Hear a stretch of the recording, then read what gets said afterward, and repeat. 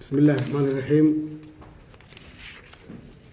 إلهي بقى محله waxaan rabaa guud ahaan shacabka Soomaaliyeed halkan salaan uga soo jeediyo waxaan u mahadcelinayaa mudane Maxamed Sheekh Cusmaan Jawaari oo runtii dalka u soo shaqeeyay in ka badan muddo 50 sano ah xilal kala duwan oo soo qabtay. mudane Jawaari waa oday Soomaaliyeed, waa khabiir dhanka sharciga ah, in badanna dowladnimada Soomaaliyeed waqti aad u farbadan galiyay. go'aanka uu qaatay waa mid taariikhi ah, wax shuruudo ku xirayna ma laha. waxaan ku dhiirigelinayaa mudane Jawaari inuu halkaas ka sii wado dadaaladii uu ku bixiyay dowladnimada Soomaaliyeed, gaar ahaanna qabyaatirka dastuurka. waxaan ka filaynaa inuu sii wado tala bixintiisii iyo tala soo jeedintiisa hadduu Ilaahay yiraahdo.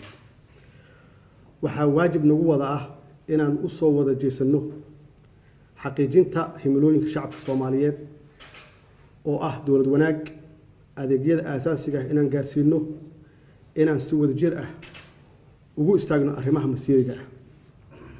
xukuumadda waxaan farayaa inay dadaalka laba jibaarto maadaama ay hor yaalaan howlo culus oo ay ka mid yihiin sugidda amniga iyo horumarinta dhaqaalaha dalka.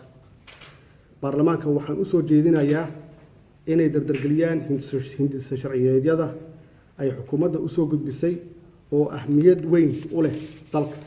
waxaan kaloo aan halkan ku yiraahdaa ugu baaqayaa baarlamaanka inay kor joogto ah ku sameeyaan xukuumadda iyo laamaha kala duwan ee dowladda.